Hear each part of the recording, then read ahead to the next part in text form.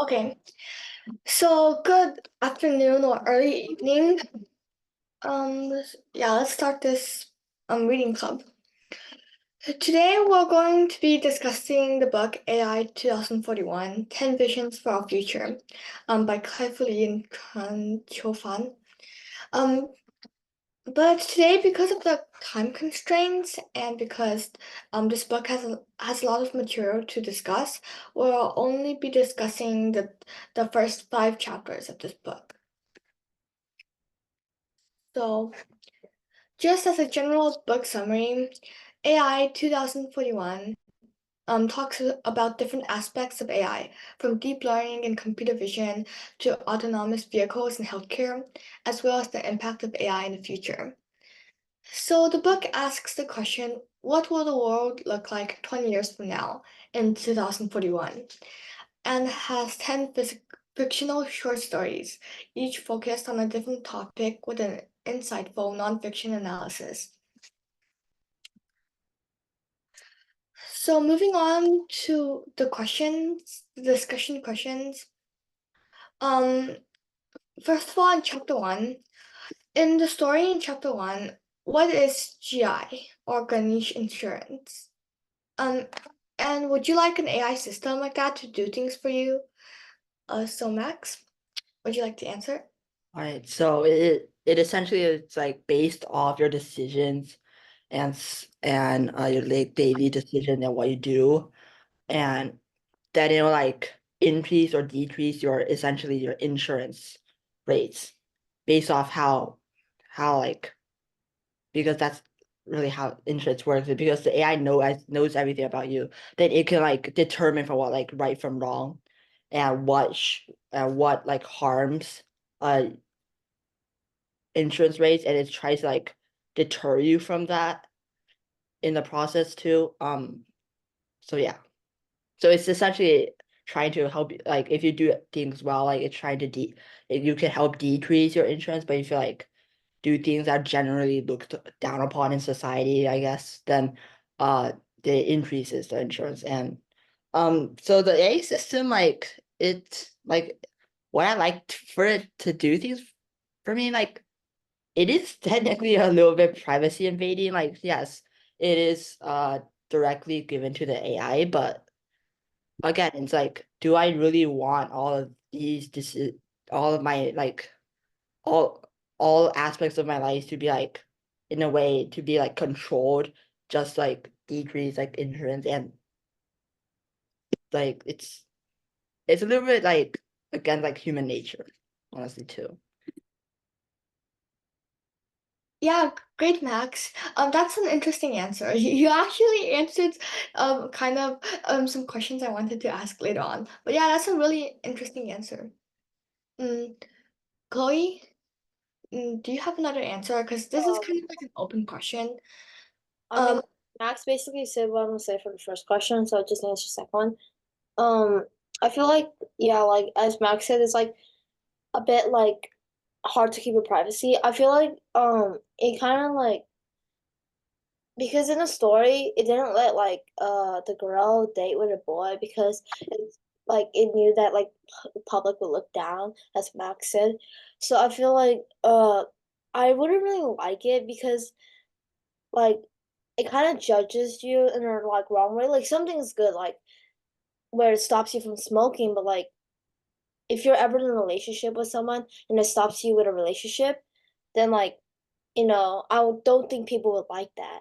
So, but and I don't like it increases your premiums whenever you do something like bad and not following from the like insurance company, which I don't like that. But other like it's pretty helpful to you since it helps you like stop smoking and stop your bad habits. yeah, great, Chloe. And so, yeah, you and Max both had like really interesting answers. To clarify, like the Ganesh insurance, GI, it's like an insurance, right? So yeah, it's like increases your premium and encourages you to do healthier things because it's like kind of like a life insurance company, and it would profit better if you were living healthier. So yeah, that's like honestly for me a pro because like it can motivate me to live life healthier. But again, it can have some biases because like for example, the boy, whatever his name is, he was living in like a really an area that had a lot of poverty, right? And if there's poverty, there's probably like diseases and stuff. So the insurance company or the insurance algorithm was probably trying to stop the girl from going into that poverty area and risking being sick. So honestly, I feel like many people probably wouldn't really want the insurance, um, like GI to control them. And I guess it has a lot of good positive benefits too. But yeah. So question number 2, what is, in your own words, deep learning and how does it work?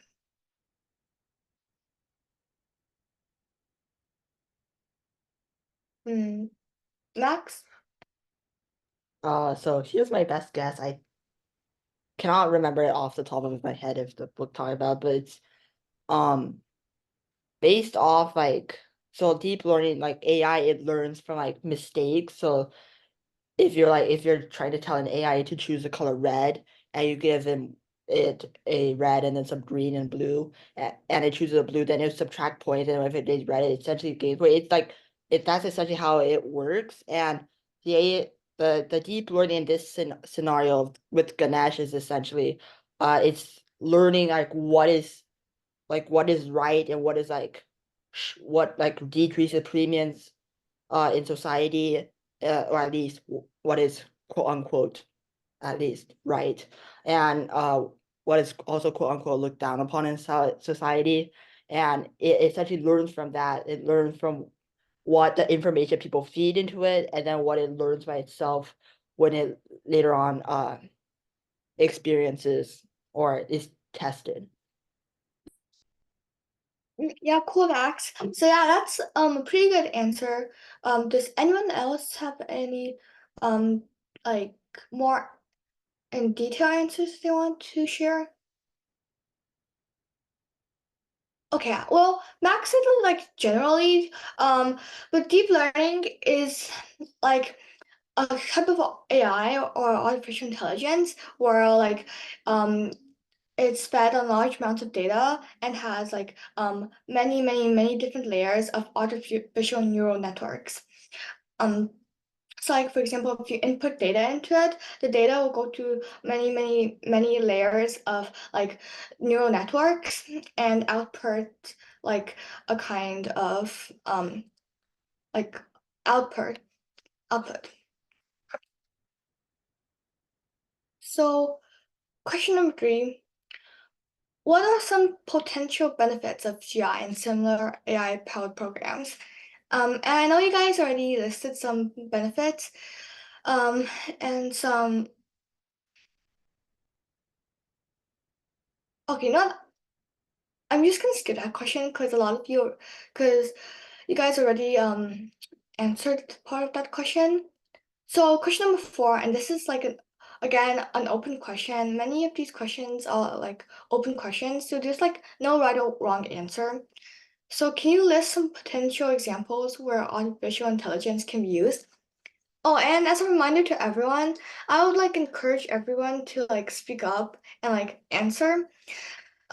Because honestly, a lot of these questions are like general open-ended questions, and if you participate in the discussion, you can maybe um or if you be more active in the discussion, you can maybe learn more things, which is what's important, right? Learning things, and like you can get like the greatest possible like experience from this reading club. So, anyways, Chloe, do you want to answer? I think some like examples where AI can be used For example, like in the book, it said that AI can like calculate way faster than a human, but it's not really emotionally intelligence. It's like really intelligence in a way like such as mathematics, basic mathematics. It usually calculates way faster than humans.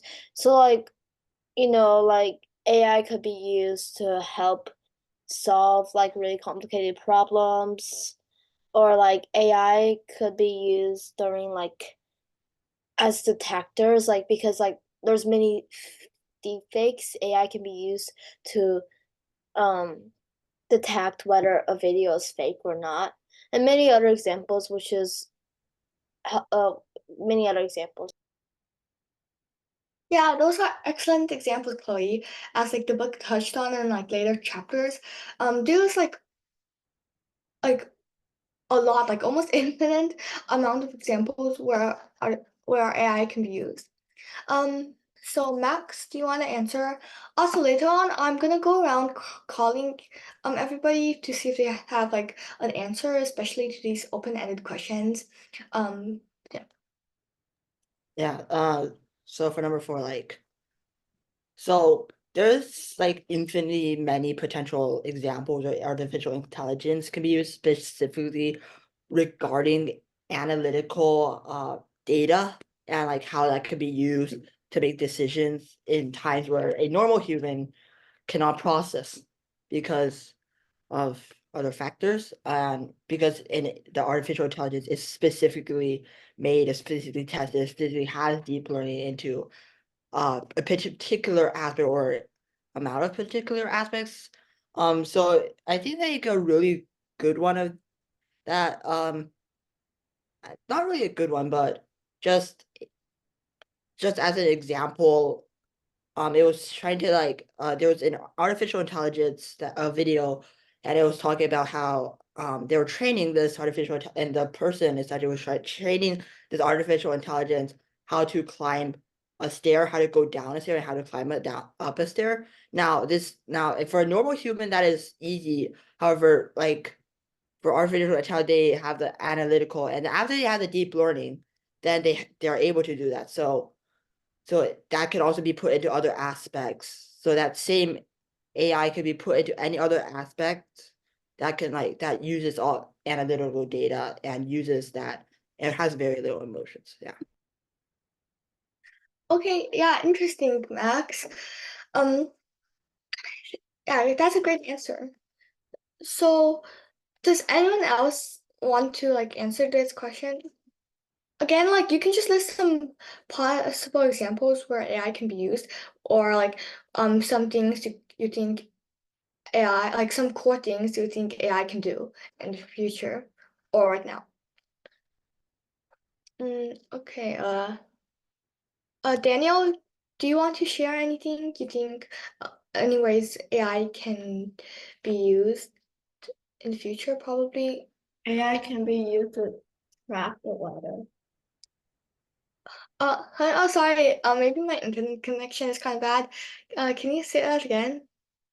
AI can be used to track the weather.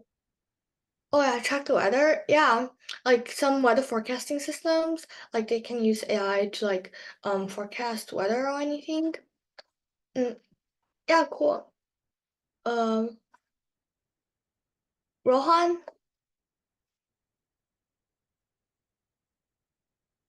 do you want to answer? Yeah.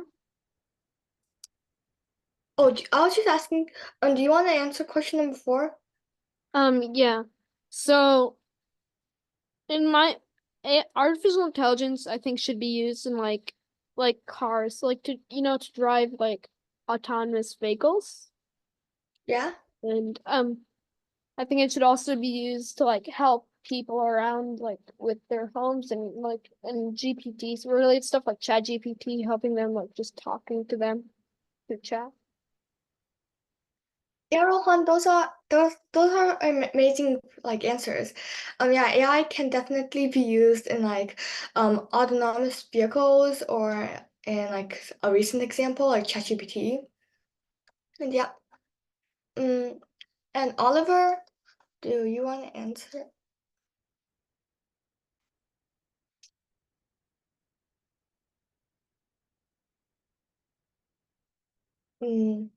Oliver? Number 4. Yeah. AI can be used for a lot of things like generating images and videos, or it could be used for business decisions, like decisions in the stock market, where there are already AI trading algorithms being used, or it could be used to chat to people, like the AI companion in Zoom, and a bunch of businesses have already integrated that. Or it can be used to chat to people like with ChatGPT, which is just exclusively a chat AI. AI can also be used to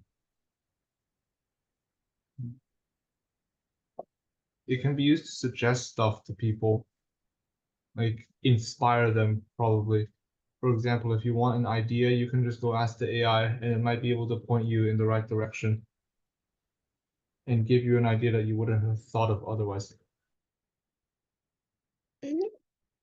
That's amazing, Oliver. Yeah. All of these like business related examples that AI can definitely be incorporated into these to like make life like easier. So again, yeah, these are all great answers.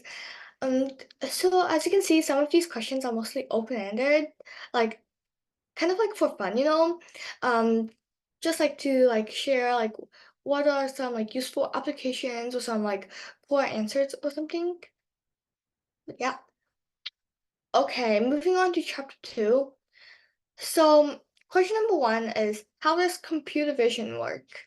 Um, in this book, in this chapter and analysis part, it mostly talked about computer vision, like convolution neural networks, etc., deepfakes, etc. So, how does computer vision work?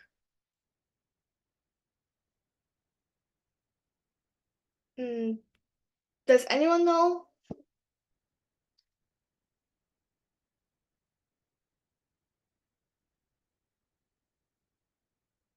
Max? So, uh, so like computer vision, I think it's like, so it's just you have this camera, you have this vision, of this world. You're trying to use AI or a computer to distinguish objects slash anything really, object stuff, anything in the image, and like analyze it. At least I think that is what it is. Yeah, cool. So, computer vision is basically like the field of study or like the field of AI where like it tries to get like artificial intelligence to see or like to sense its like surroundings and to react. Basically, the book used the word see to basically like make sense of its surroundings and see its surroundings. So question number 2, what are some potential problems computer vision has to overcome? Chloe, did you want to answer? Oh, I was gonna answer for the first problem. Oh, okay.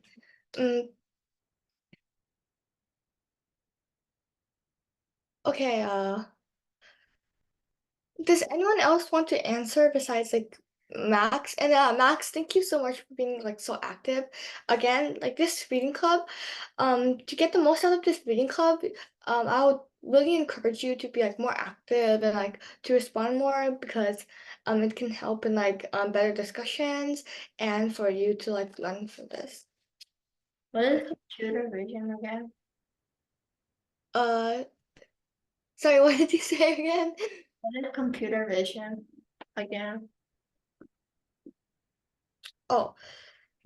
So computer vision is basically like the field of study which tries to get like AI or like a robot to like see or like to make sense of like what a computer or an AI sees.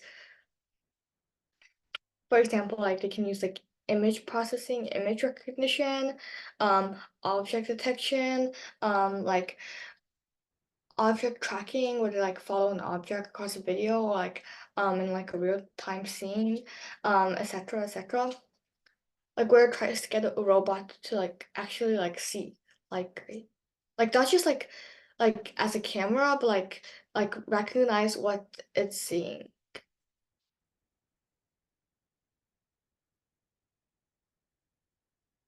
Also, speaking of which, if you guys want me to like repeat something or like go over back to a slide or like to like talk slower, I can totally do so.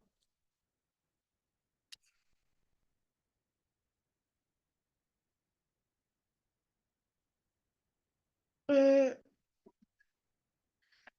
okay then. So Max, do you want to answer question number 2? Yeah, all right. So computer vision, like especially if you're using like AI for computer vision, then like identification is always a really big problem. Like because like from the human eye, you can identify something because it's an abstract thing, because you can identify something even if it's in a different position or something. But for a computer, and especially for an AI, like they don't know that. So you have to give a lot of scenarios of things and test a lot of possibilities for it to actually be able to like successfully identify it, probably like 95 to 97% of the time. So yeah, that's definitely one of the potential problems that I know off the top of my head. Yeah, excellent, Max. This since this is like kind of like an open question too, like there's like a lot of problems computer vision has. Does anyone else want to answer? Okay, so like some like potential problems, just to summarize, it's like of computer vision is to teach like computers how to like recognize the objects, common sense, logic, and like computers don't really have experience that much, like you could say.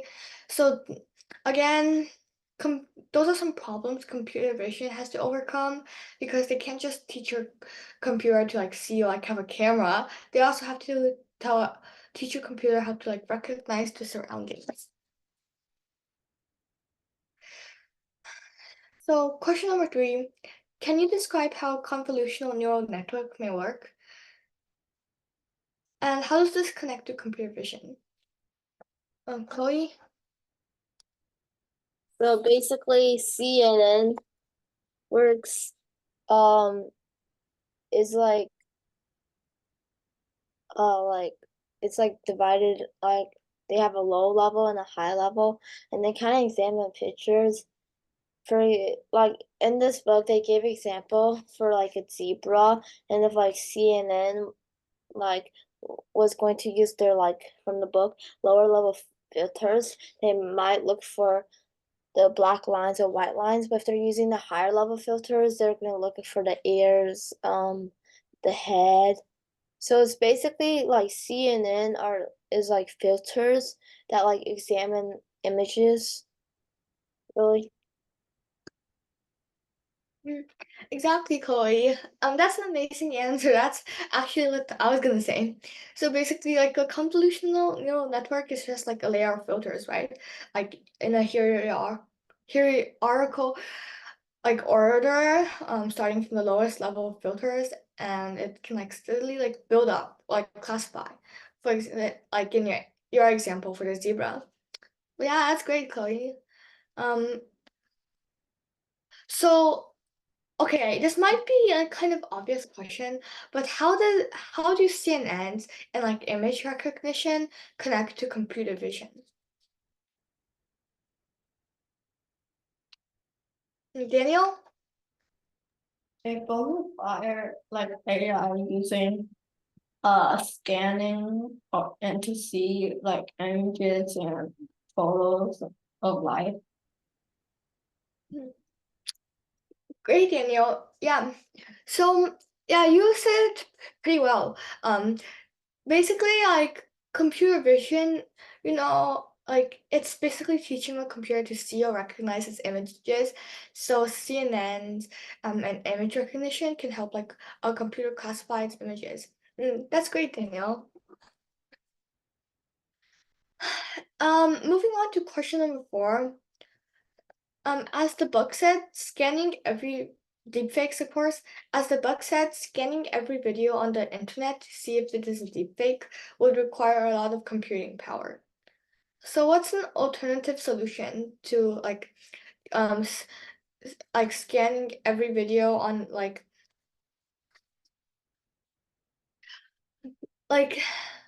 take YouTube for an example. They have what, millions, maybe I don't know, even billions of videos. So if they scan every video to see if it is a deepfake or fake or not, that would take a lot of computing power and money. So does anyone have any alternative solutions? I think the book proposed something too. So Chloe? Well, so as you gave the example for YouTube, um, so like as you said, like YouTube, like they can't scan every video, so they really only scan the very viral videos, like videos from Mr. Beast or something like that, that gets like millions of views to see. Because like honestly, it doesn't really matter if your video is not viral, like you have like 10 views, because like nobody would care about that. But if your video is really viral, you get a lot of subscribers, YouTube would care whether it's a fake video or a real one. So like they would only scan like really viral videos. Wait, high quality. Okay, yeah, excellent, Chloe. So that was like one of the alternative solutions, like the alternative solution the book proposed. So excellent. Honestly though, I kind of like disagree with the alternative solution. Like it's a great solution, but I feel like it would also need to check like if the video was like harmful or not. Because if the video was about making smoothies, for example, and it went viral, it wouldn't really matter if it was a deepfake or not, as long as like the content wasn't like harmful or misinformation. Um, but yeah. Max, did you have something to add on? So in like this is I don't think that this was as a solution that was said in the book, but the deep fake, if you can track where exactly the deep fake was made as like location, you can sort of like check like is that a deep fake? Because if it's somewhere in like in a shady area, it is most likely a deep fake. But if it's in like created from a computer that is linked like directly to a large company or to a person who has been like known to make like real videos or has been like seen to make real videos, then like you can also like slice out a person. It's not gonna fix all of it because you can also like change locations and servers, but it is possible to like sort of like to sort of like filter a portion of deepfakes, I think. Mm. Yeah, that's an interesting idea. Like that's certainly possible. I don't really know about like the if like the thing I don't really know if that would have like a really high accuracy though, because I mean like if you still have a reputable source online, even like known for making videos that aren't deepfakes, they might still like one day like come up with like a deepfake, or like sometimes in shady areas, there's actually like genuine videos, or sometimes in like genuine companies or something. Maybe sometimes they'll have deep fakes too. But yeah, that's like an interesting idea though. Mm. So finally, question number 5. Can you list some things deepfakes might be used for? And I know this is really general, but like imagine you are this bad guy, okay? And you're making a deepfake. So what would you like use the deepfake for?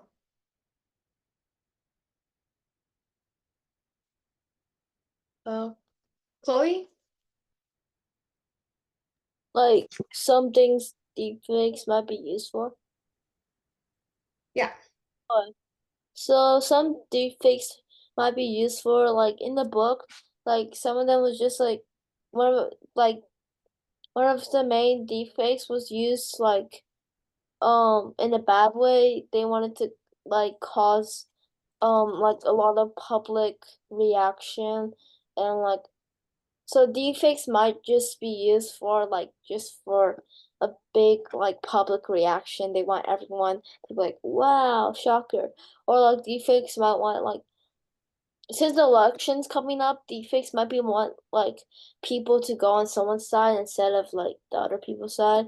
So like deepfakes can be used for like a strong opinion someone wants to like impose or like agree on. Okay, yeah, that's an amazing answer, Chloe. So yeah, those are certainly like things like deepfakes might be used for. Max, do you have another answer you want to share?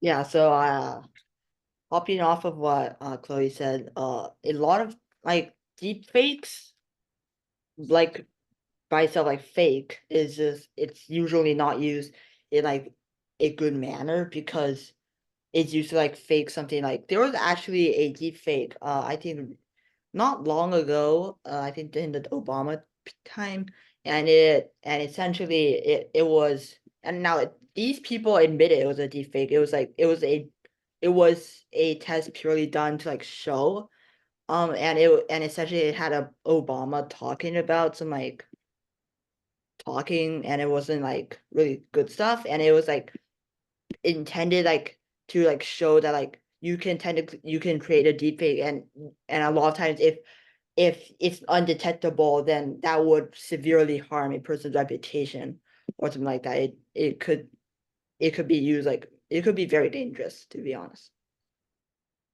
Yeah, excellent, Max.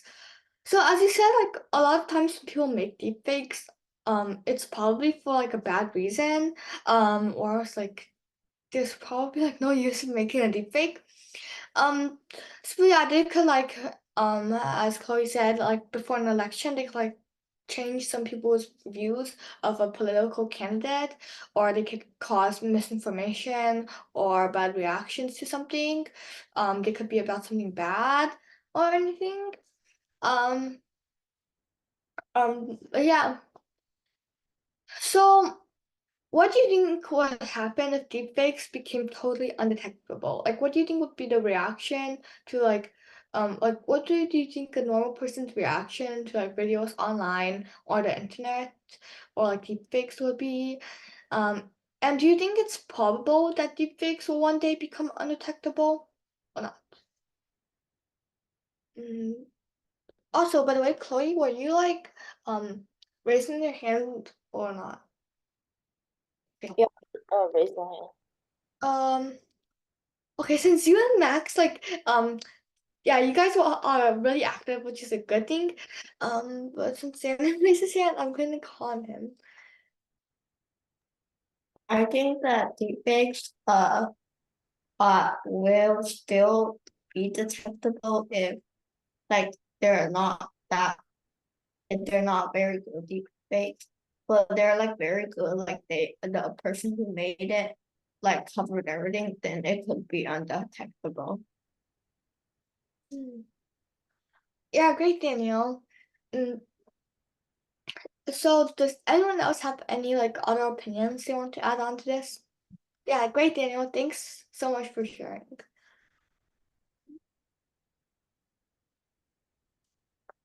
Okay, Chloe.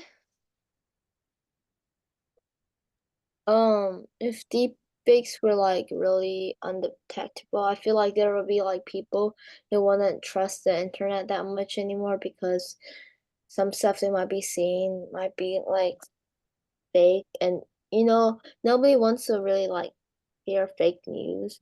And um deepfakes, it can like, yeah, but like I don't think so deepfakes will become totally undetectable because first it's really hard because AI is gonna keep on going stronger. So, and it's I don't think so. Why anyone would spend like make deepfakes so hard to tell?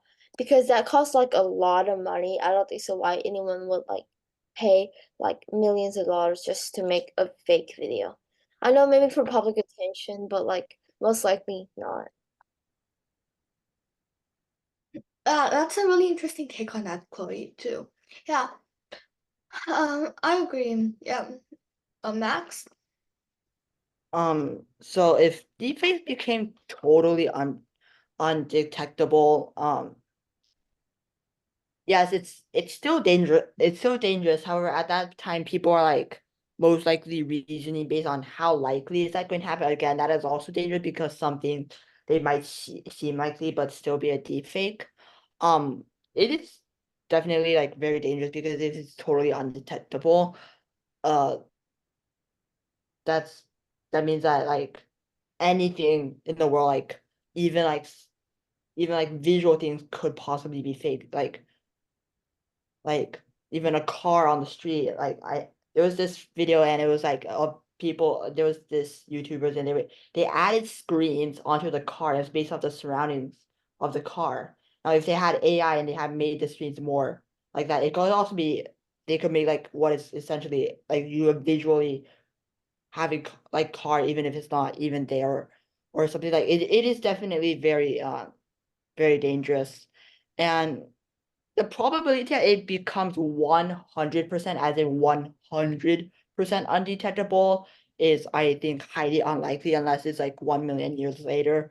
But the problem is, even if it's like 99.5%, like then like to like try to find if it's a deepfake would require so much computing power that like we would need like probably like something like millions upon millions of qubits in quantum computing just to be able to like find if it's a deepfake or not and find all of the errors, find the errors in it and determine if it is actually a deepfake. So unlikely it becomes fully undetectable, but even if it's really close to undetectable, pretty much it's pretty much just the same thing. Yeah, excellent, Max. Um, so if deepfakes become totally undetectable, I feel like people would probably like begin to not trust anything on the internet, and yeah, that would certainly like spread a lot of like misinformation and stuff. I don't think it's probable that deepfakes will one day become undetectable, because as the book said, it's mostly like a race for like computing power and money.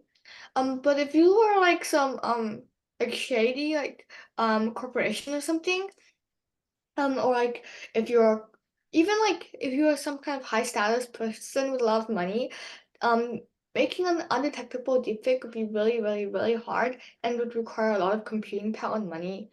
And mostly like the government and like um the government of major countries usually have like that big computing power.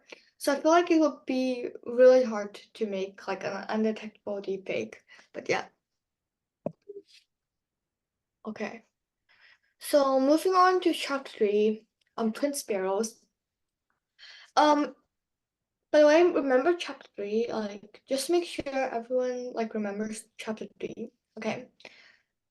So number one, would you like to have an AI partner like Ottoman, or Solaris, and what would you use them for? And this is like a totally open-ended question, like just like um to discuss. Chloe? I would like to. Um, actually, not really, because like in the story, I mean, kind of. I'm not so sure, honestly.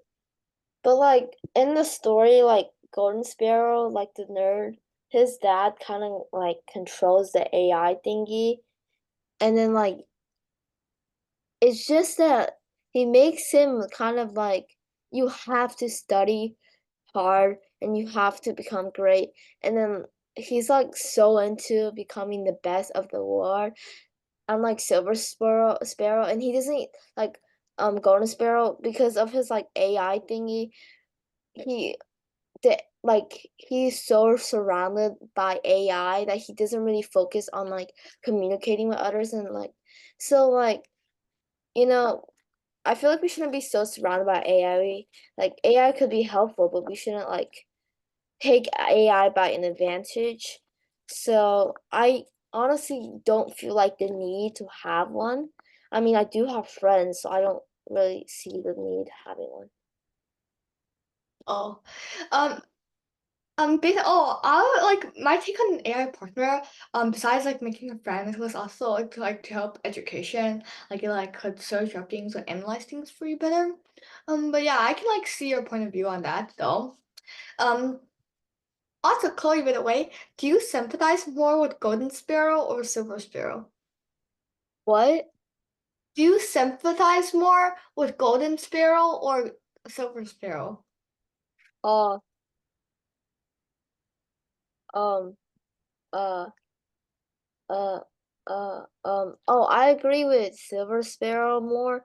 I mean, I definitely like Silver Sparrow. I agree with him more because he's like more, he's he's quiet, I know, but like Golden Sparrow is just way too competitive, and like his parents is way better, Silver Sparrows, because like they encourage him to work on his his his like skills, like his empathy and like kindness with others instead of just being focused on like education and all of that.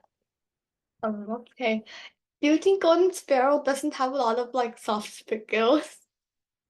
He has like he's too braggy. His ego's way too high. Like yeah. Okay. Okay. Thanks for answering.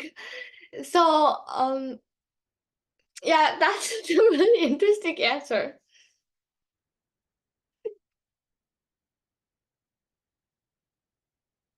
Okay, yeah. Okay. Okay. So Max, do you have like another opinion? Or like do you have like another opinion? So yes, I think I would like an AI partner. Um, what would I use them for? AI partner, there's like infinite uses possible. First off, like studying, like stuff like that, helping to sleep, overall health, and like I mean humans are lazy. You might as well have it like have your AI friend do a little bit of things. Um, but little I mean like a lot. So yeah. And also as of the question of like whether I sympathize for Silver or Golden Sparrow, the thing is I sympathize for neither because like to be honest, like both like you just like why would you ever have like a sibling situation where you destroy each other's projects? Like the life for life. I mean Silver didn't exactly yeah, like both like Ottoman and then Silver Sparrow's art. Like it's just like it's like Call of Duty or like sibling edition. Like it's way too it's like way too chaotic. And neither like actually like the suffering like they don't go through it together. They're like divide and conquer like the suffering, which is so like I truly sympathize with neither. Okay, yeah, I can like see your point of view too. I mean, like I know like you don't like have like really close contact though, but I mean like yeah, they shouldn't have destroyed each other's property. Like in their defense, I feel like they were 6 years old, so like I feel like they probably would have like less developed emotional skills and communicating skills, I guess. But yeah, they're like 6 year olds, so yeah. But like I can like see your take on that. Okay. Daniel. I would like an AI buddy as it could help you, and it would just be like an extra fun. Mm, yeah. Yeah, that's great, Danielle. So yeah, I would honestly like to have an AI partner. Because like besides like being my friend and motivating me, which isn't like its main use, I would use it more for like studying, because like AI partners like it's like really helpful, right? It can help you analyze data, make summaries, help you like enhance your learning or motivate you to like learn better. Like sometimes I would like a little bit of motivation, you know. But yeah, I would like to have an AI partner. So moving on to question number 2. What are some possible applications of natural language processing in the future you can think of? Like natural language processing?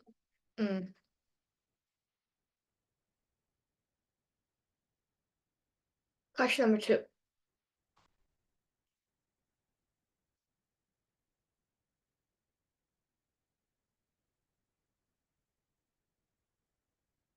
I don't think anyone here remembers it.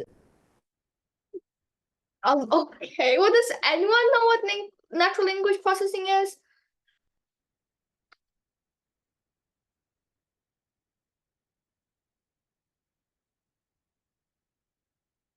Okay, natural. I think natural language processing is where like the AI takes from like stuff from the web and looks how humans talk and like sort of just answers questions based on that, I guess. Okay, yeah, that's like an interesting answer too. So, yeah. So okay, if no one knows what natural language processing is, natural language processing is like a type of like, basically like a way to like like a natural language processing model is a model which like after like learning from lots and lots of like language data, it can um like detect like sometimes patterns in the language too, and basically like you after like using all of those large amounts of data, it can like learn like in a way like the human language, basically like learn languages and like communicate better. Like sometimes like there's like ways such as like sequence transduction where like an AI like has like a sentence and like it learns like to like basically like continue the sentence, you know, which can help it in like it's like language skills and stuff and like communicating or like being like a chatbot or anything. But yeah, ChatGPT for one, I think uses language. Well, I know it uses natural language processing. It's kind of like a chatbot, you know. But yeah. So does anyone know any possible applications of NLP or natural language processing? Max? You literally just stated an example, ChatGPT. Like, Besides ChatGPT. all right, well, like natural language processing, you can use it to help. Almost all of it is just like covered by ChatGPT. ChatGPT essentially does a huge portion of like online stuff with natural language processing. Natural language processing, I guess can also be used like in the book like mentally, and then the AI will create something based off your natural language processing. I think the Silver Sparrows part. So he didn't have to like continuously talk a lot, and the AI would like and Soleus would understand what he's trying to say because he has Soleus has access to his mind in like natural language processing. So then he can do that without having to talk so much. And I guess that's definitely an application of just like using like not talking a lot and then just be able to do things from that. Yeah, that's cool, Max. Yeah, there's a lot of applications of natural language processing. I listed one actually, ChatGPT, where like you can carry a conversation. So some other ones are like, you know, like Google, like it has like when you like search something up, sometimes when you type something, it gives you like an automatic like guess as to what you're saying. Um, like for example, if you're about to type a question, it can like it can like give you um, it can like basically fill in like the blanks for you, and sometimes give you like suggestions as to to possible questions you can ask, or for natural language processing, like you know, like Google Translate, right? Well, like you can speak into something or type into something and it will translate that into another language. But yeah, that's like natural language processing too. But yeah, that's like a lot of like possible applications of NLP. So question number 3, what is supervised learning and how does it work? And do you guys know what supervised learning is? Okay, Max. So, what is supervised learning? It's like learning, but it's then you also have like it's like specifically tailored to you essentially. It's like supervised as in like its name. So like actually wait. Yeah. Or was it with it? I think that is how it was. You know what? Actually I'm not too sure, but here's my best guess.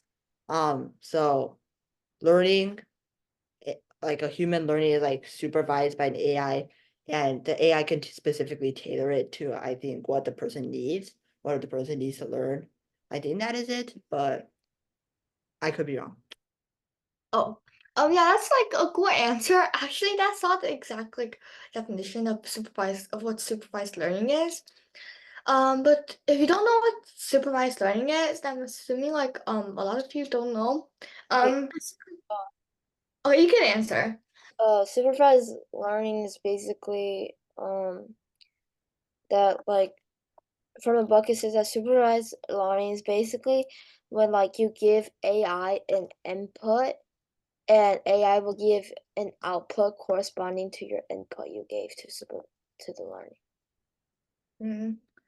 Okay, yeah, you got it like kind of. I'll just clarify. Supervised learning is like, but like, you got it like kind of close.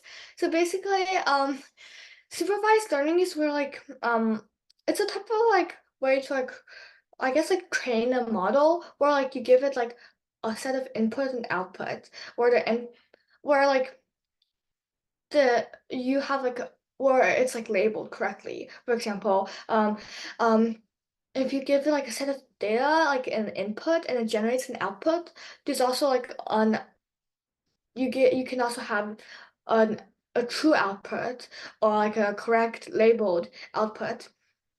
And then the AI would learn to like follow that output and learn to like match or produce that output. So it's like where like you give an AI data that's labeled, like this is correct, or like you give it a correct answer and it learns from that. Kind of like actually you can compare this um like if you're doing a math problem, okay? And like you do the math problem and that's like your input and then you output an answer. And then like but like with supervised learning, they give you the output so you can like compare that and learn to like give the correct output. For example, if you give an AI a picture of a cat, it will learn to produce the word cat from like the label data. Does does anyone have any questions about this so far? Like maybe I said that too quickly. Does anyone want me to like backtrack, like slow down? And that's like perfectly okay.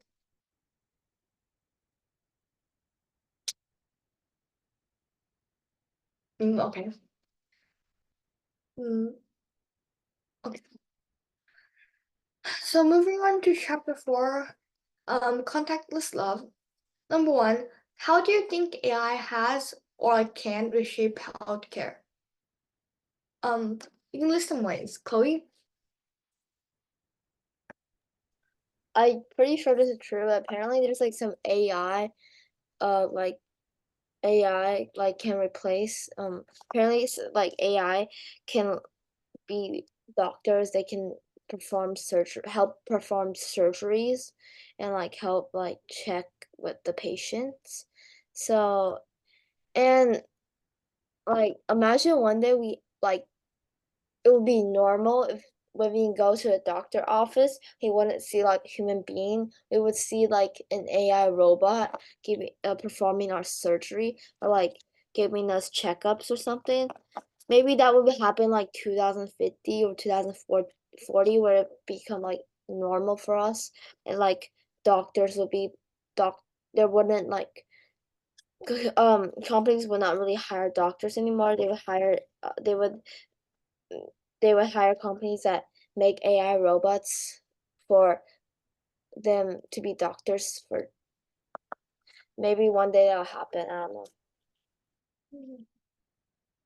Yeah, those are again really interesting answers too. Yeah, those are definitely possible. Max, do you have like any other answer? Oh, for question 1, correct? Yeah, and who's setting the caption languages to English and Turkish? Huh?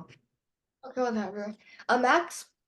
So I think one huge part is that like finding combinations for medicines is like a real difficult process. And I know Chinese medicine is like 中药, and each and every medicine for each and every person is different.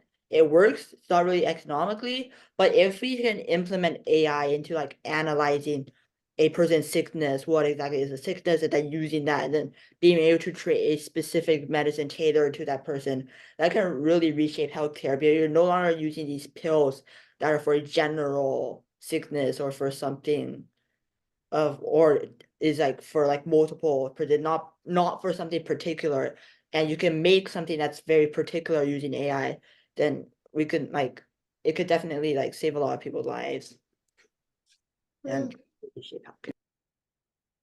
Yeah, that's a great answer too. Yeah, AI definitely has like a lot of uses as you said, like finding like drugs, like discovering like vaccines, like to cure like sicknesses or like like diagnosing like diseases or illnesses. And I mean they can like serve as like doctors who kind of to like treat a patient directly in person, as Chloe said. Although I feel like human doctors still would like might do that better because like honestly, if I was sick and I went to look at a doctor, I would find a human doctor slightly more reassuring than like a robot. But yeah. Mm,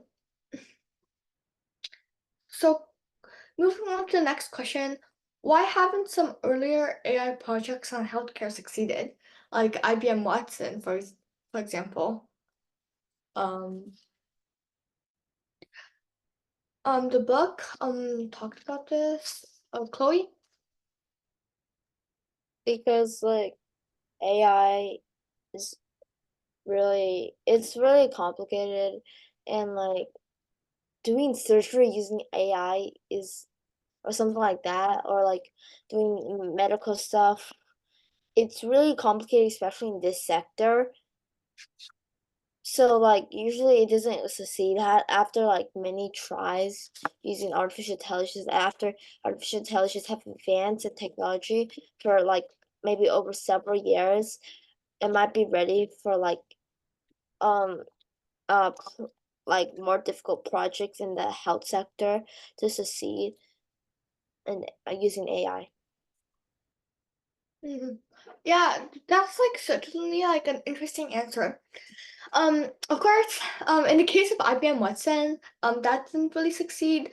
Um, like because like the data sets that they gave IBM Watson were too smart and like mostly meant for humans, right? Like for humans, if you give someone a few examples with like explanations and stuff, you can probably like determine the logic or the reasoning behind those examples and like learn better. But with like AI, they need a lot of data sets to like find a pattern kind of. They need like huge data sets and they don't really work that well on logic. So um IBM Watson, for example, didn't really succeed. But as Chloe said, like AI, like artificial intelligence or robots doing surgery, that's like that may be able to happen in the future. Like right now, technology isn't that advanced, so that certainly would work right now. But still like AI can like help surgeons with surgery or in the future maybe like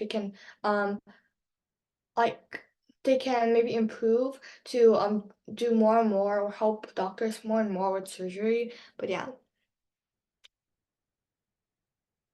Right now AI isn't quite as advanced yet, but yeah. So question number 3, or actually we already did that one, and because the time is kind of over right now. So question number 4, about the automated robots in your home.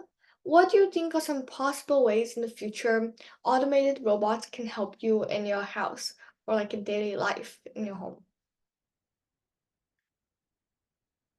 Max? Also, this is like a really open question too. So I would encourage anyone to like share. Like, what do you think are some possible ways in the future like a robot can help you in your home? For example, there's some robots right now, like those kind of like floor dusting. I think they're called Roombas or something. Where like they can dust your floors. But yeah, Uh, Max. yeah, we have a Roomba downstairs.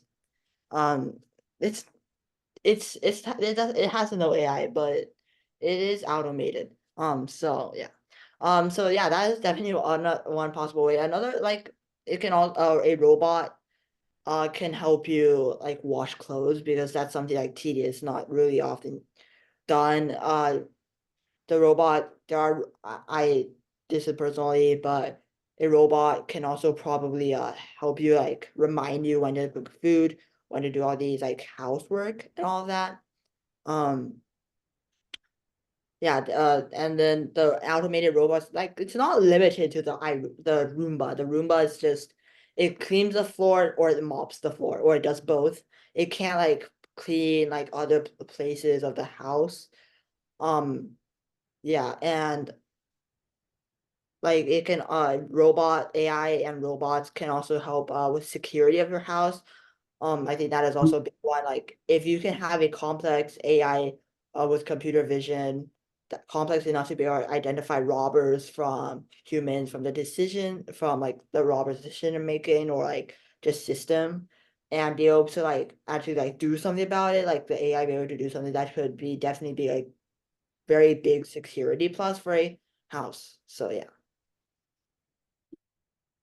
Yeah, those are like great like possible examples too. I was using the Roomba as like an example. But yeah, I think like there's a lot of like possible ways in the future robots can help you in your home. They can wash dishes. Like I know you have a dishwasher, but like they can like they might be able to like clean food out of your dishes in the future. They can again like the Roomba, they can clean floors, but they can also maybe dust things, deliver stuff to your house. Um, maybe even like suggest recipes, maybe even like a cook, like if you have like a pot or anything, like an autonomous pot. That would be actually really cool though. They can like suggest recipes for you to cook. They can like kind of like serve as like an Alexa, but like more active, talk about the weather, like if there's like stormy or like bad weather coming, or like recommend codes for like the weather, um, recent events, etc. Etc. So yeah, there's a lot of possible ways automated robots can help you in your home.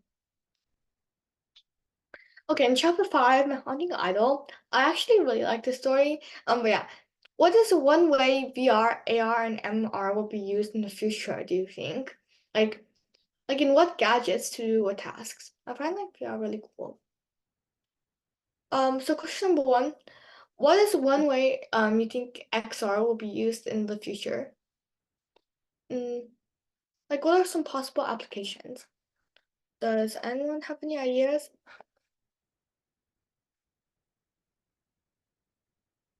Okay, I'll start calling though. Oliver, do you have like any ideas or like one way you think XR will be used in the future? Like some possible applications? Like just like a really big range of or like big variety of like applications. XR could be used to give people an even more realistic experience, like past VR, so that people will think that they're actually in the world without anything that is making them think that they're in a fake world. Maybe people will even live inside there, although I wouldn't want to. And we could also use this to control robots to do, for example, rescues. Because the robots can go in places we can't, but we can't control them really well. Unless they're part of our own body, then we can control them really well. Oh, yeah. Yeah, that's cool, Oliver. Do you can you think of any problems that might be solved? Like that XR might solve? Actually, I think I might actually, hold on, if I go out of this, I think I might actually have a YouTube video that's like a possible visualization for XR. Well, maybe for like AR. Well, I think I can show it to you guys. Hold on.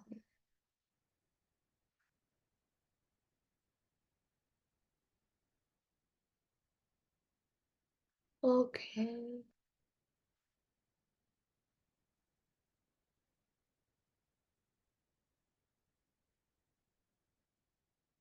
Hold on.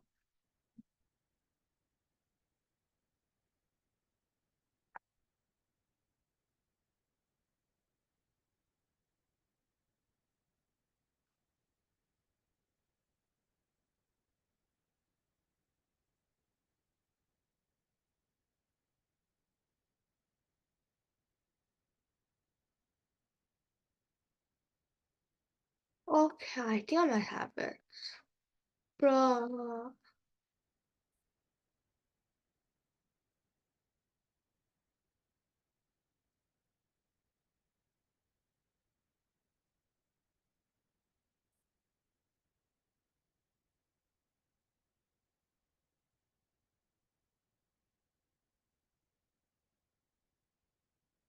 Okay, you know what, whatever. But just still, I couldn't find it. But I had like a visualization, like a YouTube video, um, not mine, but like a YouTube video for a way that AR might be used. Like AR glasses. Yeah. Okay. I. So does anyone else have any like ideas for like possible applications of like XR? XR is basically like VR, AR, MR combined. Max? Gaming. Definitely use it for gaming. So like players, you don't have to like look at a screen. You can like interact essentially with like a VR next and at this point in XR. Um, yeah, so then you're able to interact with things and be able to like see things that you don't have to be looking at this like 15-inch screen that is by itself. And then also movies could definitely possibly benefit from VR, AR/MR. Um because then like they're like you get 3D but like even more 3D, if you get what I mean, because movie 3D is like it's like 2.5D at this point. So you that could create a more immersive like movie experience. Uh Other application of XR, yeah, so like and in the story it was essentially it was used like for a person to test someone by making what is essentially a real what is like essentially a realistic test to be able to like whether to meet the person. So that is also possible application, able to use tests and able to train people. Like let's say you're the military, you want to train someone instead of like hurting, you could actually have bullets in actually real combat be simulated in a VR in an XR essentially, and that and tests of an environment. It's not just like a list. You can have a more diverse testing experience, also a possible application of XR too. Yeah, that's great, Max. Yeah, VR and gaming would like be really cool though. Like there's most like a few VR games, but like they're not like that like advanced. So Chloe, oh, I think like the Aqua Vision Pro is really cool, like the headset you wear, and then like everything is like really virtual reality all surrounding you, and like in one of their trailers or their ads, like once you wear those, you literally can just tap the TV. You don't have to use a controller. You can use your fingers and tap and scroll whatever you want, and like stuff like that. So I think it's really cool that there's like an Apple Vision Pro and stuff like those headsets, or like the Meta, what is it called, Meta? I forgot.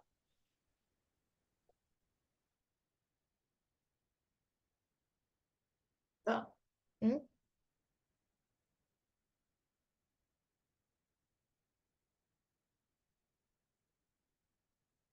Okay, yeah, but like, yeah, the Apple Vision Pro is like really cool though. Yeah, it's like has some. I think I heard some like disadvantages. Like it's pretty heavy, but yeah, might in the future like it might like get lighter and stuff and more convenient. But yeah, it's certainly like really cool. Okay, so wait, what time is it? Right now it's 8:16, right? So. Does anyone have anything else they want to add? Because after this question, since like you guys like might have like some other like activities you need to do or anything, so we can just discuss the rest of these questions in the next meeting. By the way, the next meeting we're just gonna discuss chapter 6, chapter 7, chapter 8, chapter 9, and chapter 10, like the remaining chapters. Um, does anyone have any questions or something? Hold on. Does anyone have any questions or something they want to ask me or like to go back? Mm. Okay then.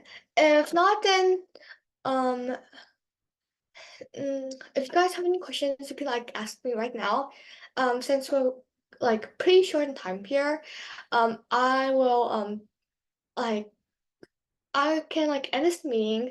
Next time we'll just talk about the rest of the things. And yeah, thank you all for coming and taking the time to come to this reading club. Thank you. Bye. Thank you.